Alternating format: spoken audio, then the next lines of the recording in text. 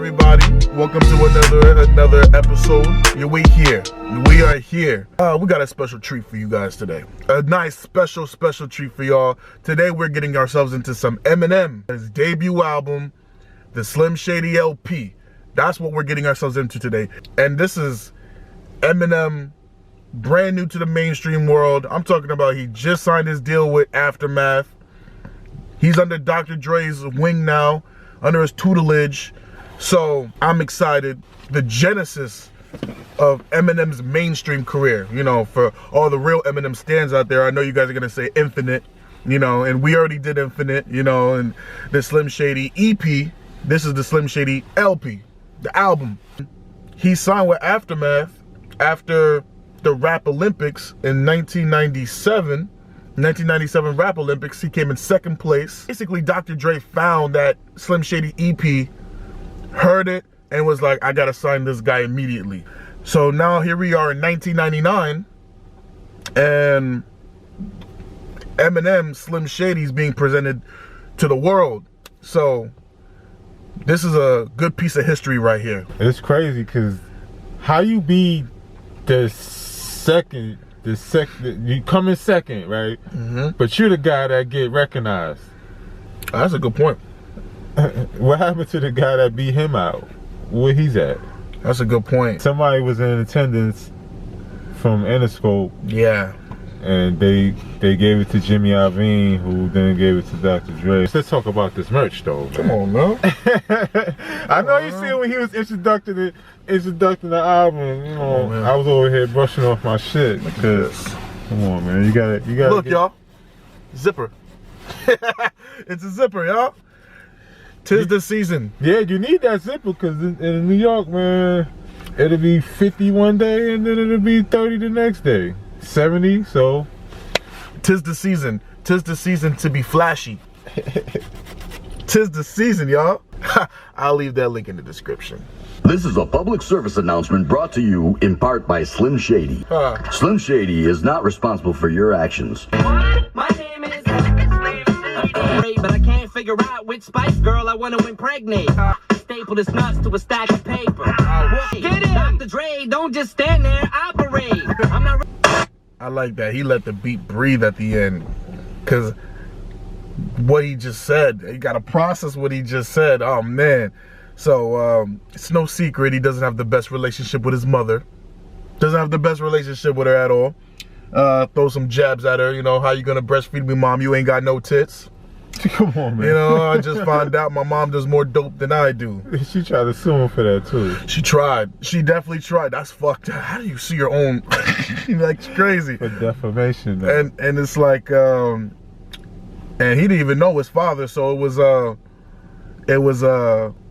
if you see my dad, tell him I slit his throat in this dream I had. Yeah, a lot of people that had them fathers like that love that line, boy. Damn, I know my dad. I love my dad. Yeah, so, yeah, but it's tough, man, because you hear about it, though. But you know what? Kudos to him because he's telling you how he feels. Slim Shady. So this is the alter ego. This is him going to that dirty side, that dark side, and saying it with no regrets. Eminem wouldn't say this, but Slim Shady would. And I like how he incorporates Dr. Dre in his rap. You know, this kid needs to be locked away. Dr. Dre, don't just stand there, operate. That was actually really clever. Yeah, because Dr. Dre is not actually He's not actually a doctor, you know. And I always thought that line was so cool. It was. That was really cool. And, you know, he's trying to figure out which Spice Girl he wants to impregnate. A very rebellious, young Eminem over here. So, he's more deadlier here than he is now. You know, right now he's a seasoned vet. You know, he doesn't have to say certain things anymore. Over here, he's brand new into the game. You know, and he's trying to prove a point. Even with the public service announcement, he's whispering in the dude's ear, and then you hear the professional voice, and he's telling you, the kids with laces in their shoes, this is not for you to listen to, and he is giving you fair warning, but he's mocking it at the same time. And I think that's really cool. And at the end of the public service announcements, The guy says, anything else? And then he says, yeah, don't do drugs. That knows Dare, that Dare program, you know what I'm talking about? So he's like mocking, don't do drugs. Like, so I like it. You know how, because role models, you know, and do those stupid type of commercials, and it's so formulaic and it's so fake and false. And I like how he's just mocking it. I always like that. My name is B. But what a good introduction too. Hi, my name is. You're introducing yourself to the world. And what better way than, hi, my name is. You're introducing yourself to someone that you never met before in your life.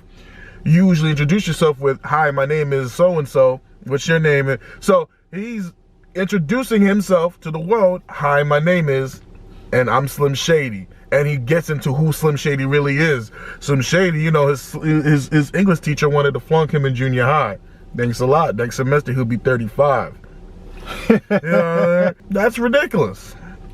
He drank a fifth of vodka. He's asking people, do you dare me to drive? Like, come on, Slim Shady's a menace to society. I love it. Funny as hell how he started it off with that public service announcement, but then one of the lines in his verses, he talking about some, hi kids, do you want to stick 9-inch nails in each one of your eyelids? He's asking them, do you want to do all these things after telling them, yo, nah, don't do this. It's a nice contrast, you know? Even like, and he's asking them. He's not saying you should do it. Yeah, exactly. He's asking. A lot of people got butt hurt because he outsmarted them. Yeah, man. You can tell he thought about it just to ruffle some feathers. For the track to be named Hi, My Name Is, this is actually the first song that him and Dre recorded. Dre said as soon as he put it on, the first couple of the as soon as he heard that, Slim Shady just yelled out, hi, my name is. Yeah. So it's crazy. That man. beat gives off like a TV sitcom style. I like it. That's exactly what it sounds like. Stop. Now before you walk in the door, the liquor store, you'll be safe for days if you shave your legs with Renee's razor blades. You gonna take advice from somebody who slapped D-Barn? What you say? Mr. Dre, Mr. NWA, Mr. AK. That was clever. They put thought into this album already, man. The first 3 tracks, Guilty Conscience is a constant battle of what you go through in your everyday life. A guilty conscience. We all have one.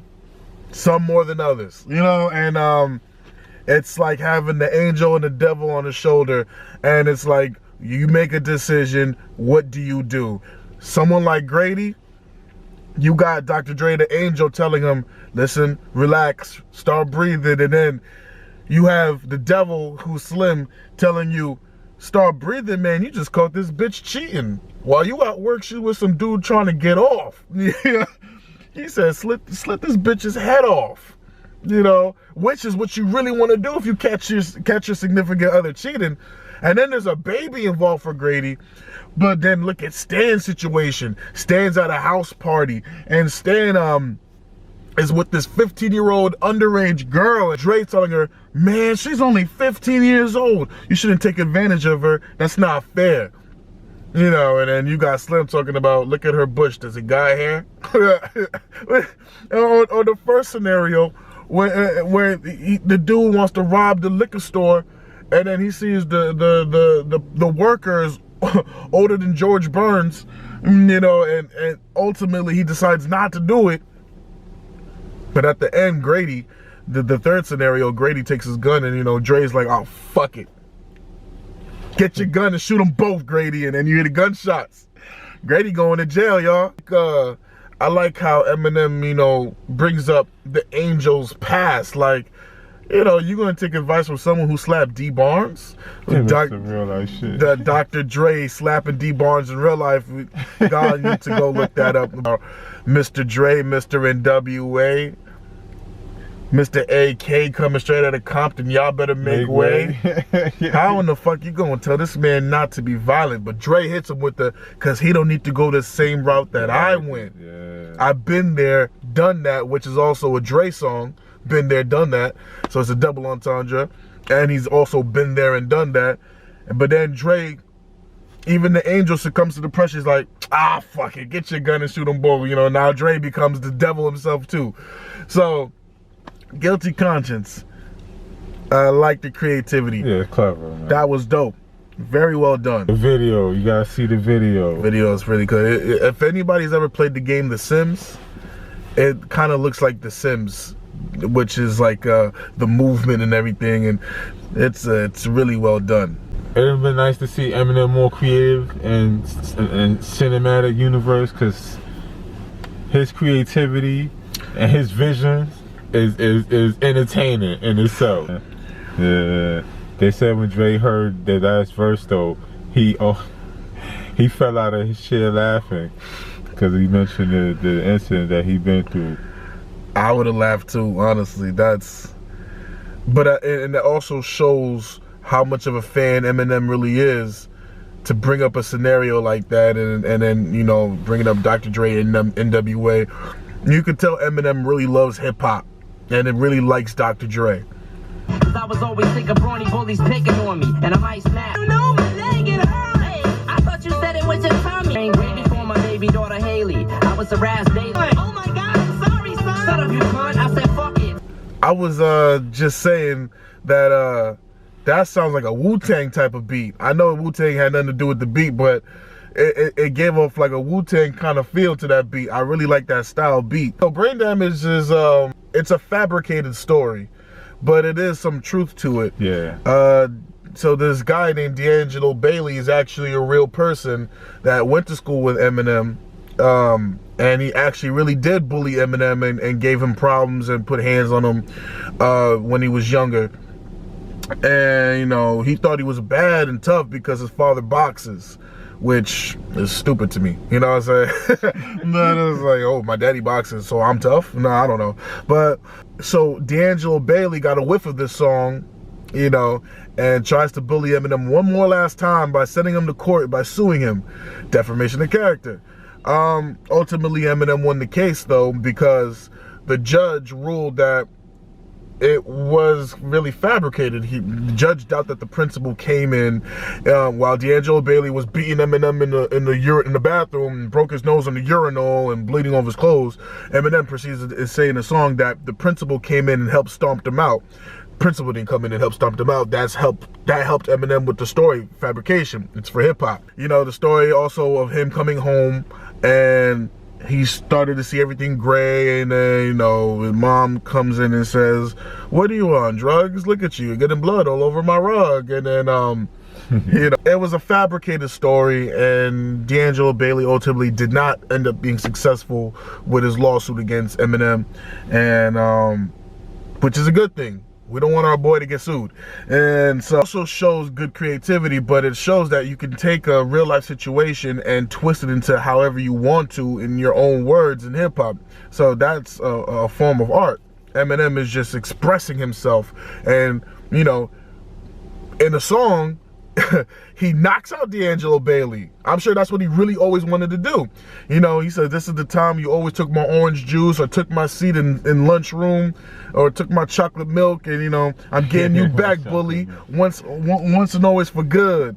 You know, and then he knocks out D'Angelo Bailey, and then after he knocks out D'Angelo Bailey from taking the stick from the closet and knocking him out, he goes home and reads a comic. That's how he celebrates. That's how a young Eminem would celebrate. You know, and I like how he also incorporated the way he story tells. Way before my baby daughter Haley, I was harassed daily. But so he goes into detail. So he gives you a quick glimpse into the present, and then he retracts his story by taking you back to his to where he wants you to take him back to, what timeline. So I like how he does that, how he structures it to that point. So that's actually really creative as well too. Instead of saying once upon a time or one back in the day, let me take you back, or he just says way before my baby daughter Shady, and then he proceeds to tell the story he wants to tell, and he mentally takes you, and everything he's saying, surprisingly, I can envision it. Who is it? Mark, Jeff, and Marky Bass. I don't even know who those people are. I have not a clue. And Eminem had a hand in producing it too. Shout out Eminem for being involved in production. Yeah, I never looked at him as a producer. Yeah, but he's all over this album with that. What's going on? This is Paul Rosenberg here. Can you tone it down a little bit, because I'm tired of this DJ playing your shit when he spins. I make the world suck my dick without a condom on while I'm on the John. And I'm stepping in clubs wearing the same pair of lugs. That song went by quick, man. That was crazy. It was, man. So Eminem fans, always love talking about the hits. They love talking about the big hits. But I don't ever hear people really appreciate album gems. This is one of the reasons why I like to do these types of videos. Album gems. Albums usually have an album gem that is not a single. I consider this to be an album gem. You know, how people could be fake friends and, you know, really they're just plotting to get you, and it's not sincere, and how money is the root of all evil, and how money makes people look funny, change funny, and then he gets into the song and he's fed up. And so at this point, I can tell when he made this song, he wasn't signed yet. He wasn't signed yet. So this was one of the demo songs that made it on the album. He wasn't signed yet. Because he said he's tired of not being signed. He's tired of not having a deal, but dealing with all the bullshit that comes from behind. Good wordplay. He's tired of dealing with the same blonde whore. I'm not gonna get into that. He's tired of He's tired of having a job start off at $550. Woo! But she was actually making at the time. And he hates so much. He's tired of the DJs not playing his music. He's tired of feeling fed up. So we've all been there before, that weren't born with a silver spoon in our mouths. 1 minute, you never know what life could do for you. 1 minute you're working at a job you hate, living check to check, trying to pay your bills, trying to catch up. The next minute, bills is no longer an option. And the bills is no longer a problem, Bills is no longer a problem. Yeah, I love how he started it off, though, because I'm going to use that line, too, man. For all the friends I thought I had and they weren't. He said, friends are enemies with secret identities. That's crazy. I love that, man. Right. Because that's a fact, man. Right. I don't do friends. I do family. I do family. What is money? He said money is one of the things that when you have the so-called friends come back around. Yeah. Yeah. He wasn't there, but when I get that money, here you come back around and yeah again. Right. Wow, that was deep. Just the two of us. See, honey, there's a place called heaven and a place called hell. When the baba take a night, then boo, boo gaga. 97 Bonnie and Clyde, me and my daughter. I can see why Kim hates the song. Okay, so I can see why she hates the song. This song's dark as hell, man. How you implementing your daughter in the murder of her mother, though? Yeah, he kills Kim in the song. And the disposal of her body, though. So, don't play with that toy knife, honey, let go of it. Oh, don't worry about that boo-boo on the throat. Mommy spilled ketchup on her shirt. She didn't spill no ketchup on her shirt. She's dead. And then he did it because mommy was being real mean and made dada real mad. No more restraining order. You know, now that he kills her and they push her into the lake, that's the little baby. That's really Haley. That's really her. That's really her. And you know what? I'd rather have him talk about it than actually do it. So I ain't mad at it. You know, because the way Eminem is, the way I'm someone being pushed to their limits, it's either, I think I heard him say this one time too, it's either he make a song about it or he actually really does it. I'll take the song. He's talking in baby talk too. And I'm like, yo, he made that sound so cool. Eminem in her car is the most disgusting. Makes me upset. I'm now nauseous and I can't eat lunch. Goodbye. I like these little skits he puts in. First of all, I didn't comment on the Paul Rosenberg skit. Paul Rosenberg is his real manager, or at least was his real manager. I don't know what his relationship with Paul Rosenberg is now, but I know that was his manager for the longest. And, you know, I'm pretty sure that was real. Paul Rosenberg really telling him to, yeah, tone it down. You know what I'm saying? Because they will not put this out. And, you know, again, Eminem not caring. I like this. Excuse me, Slim Shady not caring. Yeah. And now I hear this bitch skit, you know, it's called Bitch, you know, so I think that's the perfect name for that skit. Shut up, bitch. You know what I'm saying? It's Slim. Her own message too. I believe it, and it's like, oh my God, he's disgusting. Shut up. Shut up. It's Slim Shady, bitch. It's crazy because somehow they had made up, and he offered her something like $300, and she was like, nah, you know what? Take me to dinner instead. And she was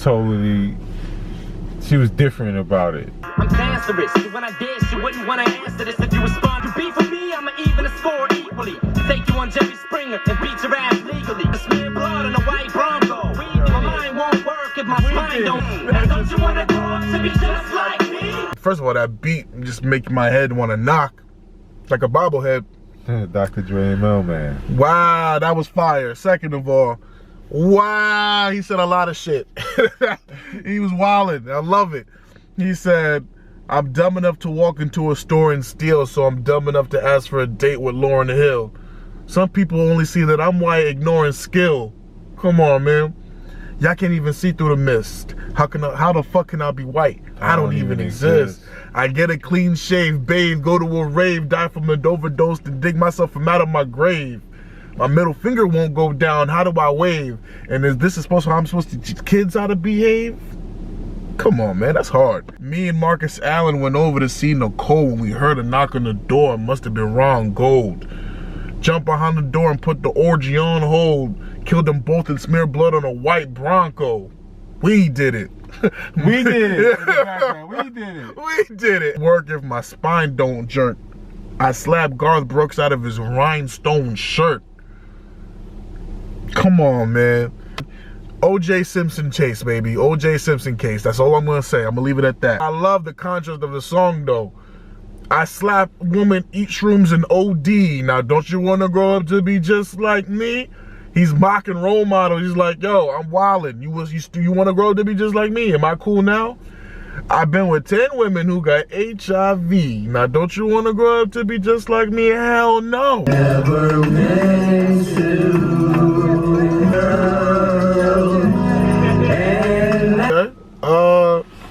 That was the lounge skit. And all I got from that was he never meant to give her mushrooms. That's all I got.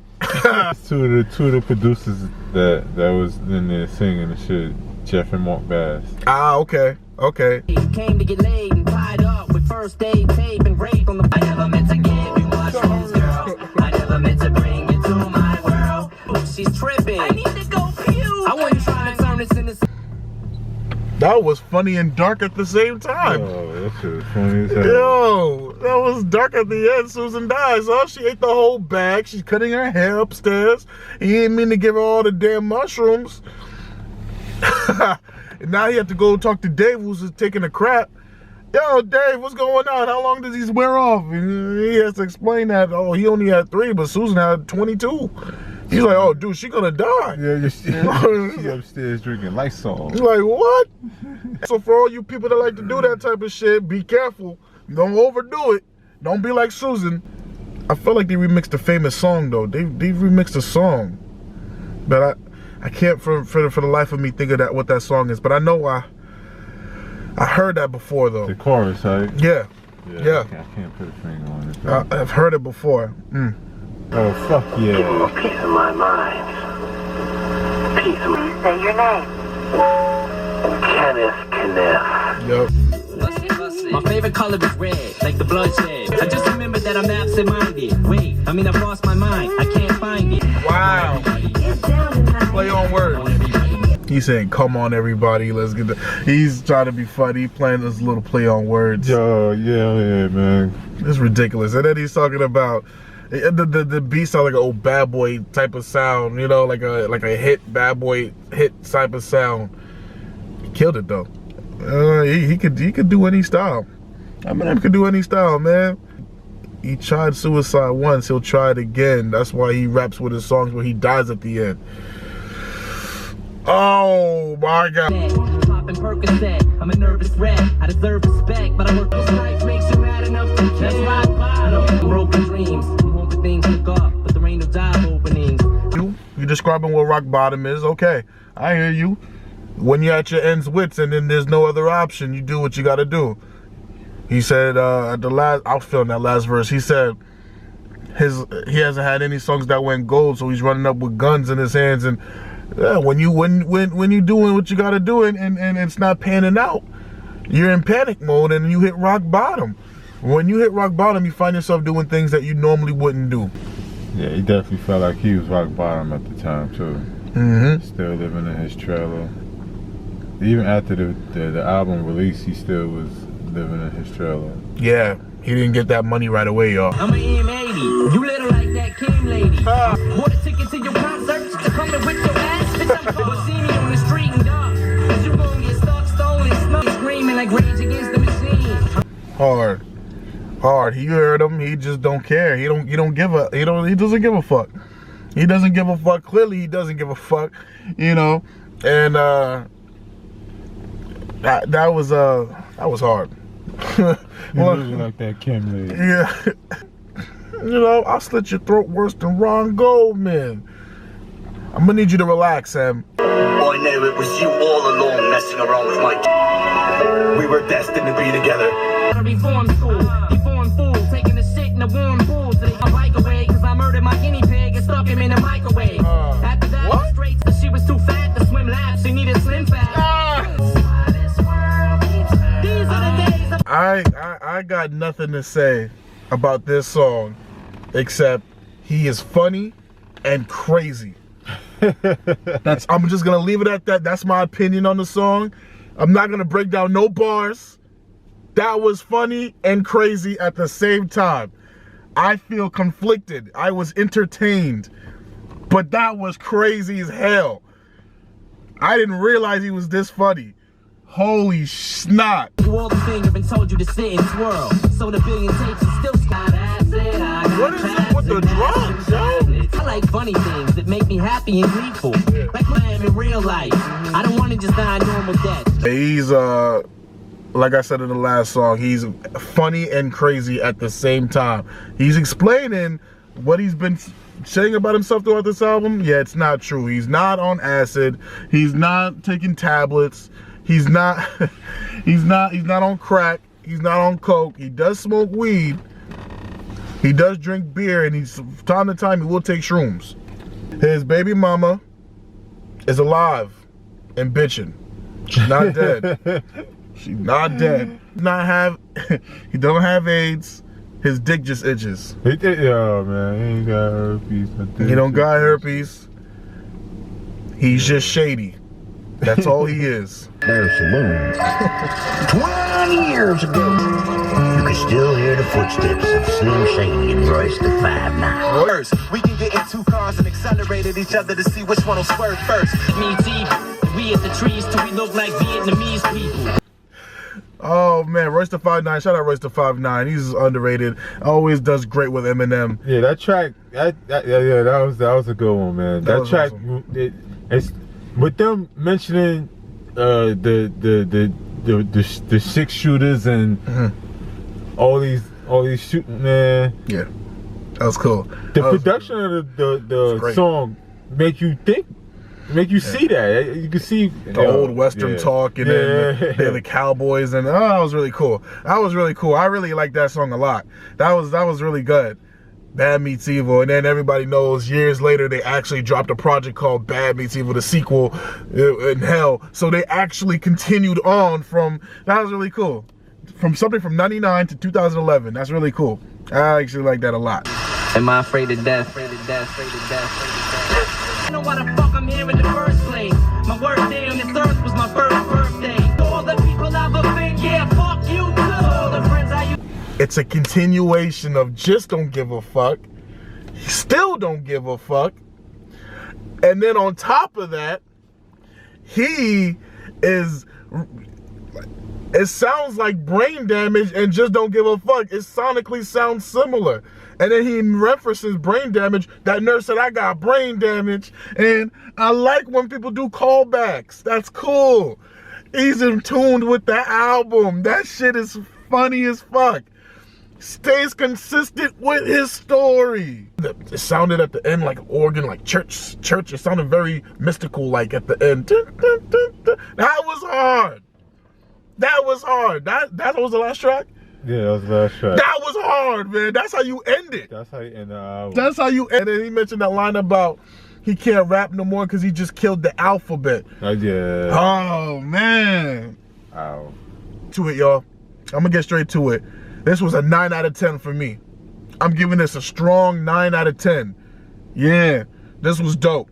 I'm gonna give this a 9 out of 10. Reason I'm gonna give this a 9 out of 10. I felt as if Rock Bottom was a good song. I like Rock Bottom. I like all the songs. I like everything I heard. So I don't want y'all to say, oh, you didn't like Rock Bottom? I liked Rock Bottom. I just felt as if I didn't totally dig it sonically, but I like what he was saying on Rock Bottom. Rock Bottom was a little bit of the sleeper track of the album for me. And then Come On Everybody was cool. The skits were great. It was very comical. You know, he got his point across.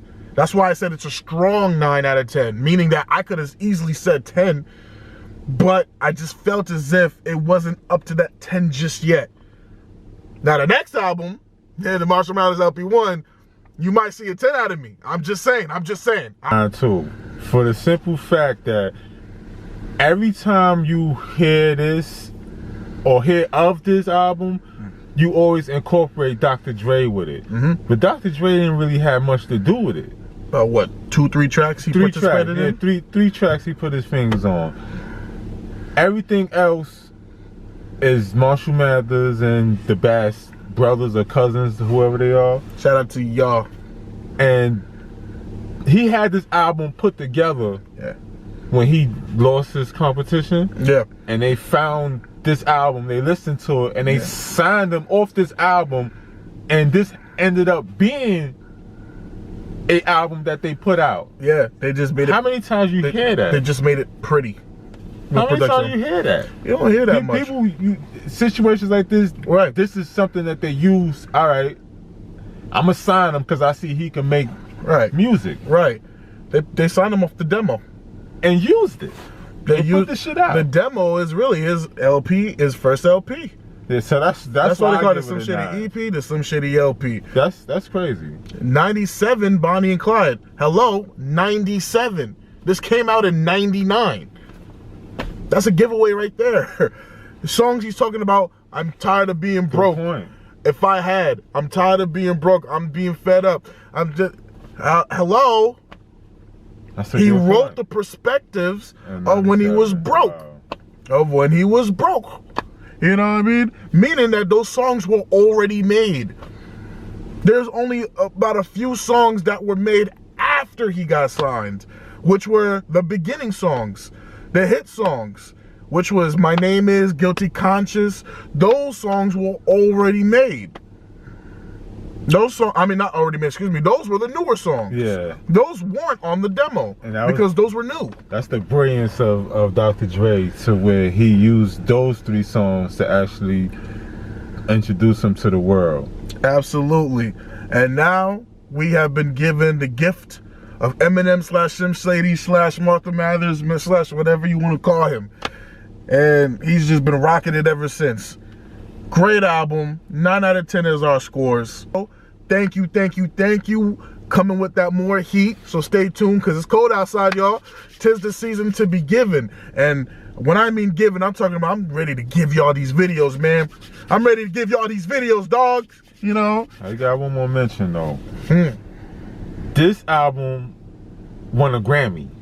Oh, it won a Grammy? It won a Grammy in 2000. Remember how we talked about the Grammys with Ready to Die, well, Life After Death. Life After Death. And everybody that was runner-ups in this one was crazy too, because this had M, Nas, The Roots, Missy Elliott, and Busta. And he beat up all of them. I don't agree with that, but he beat out all of them because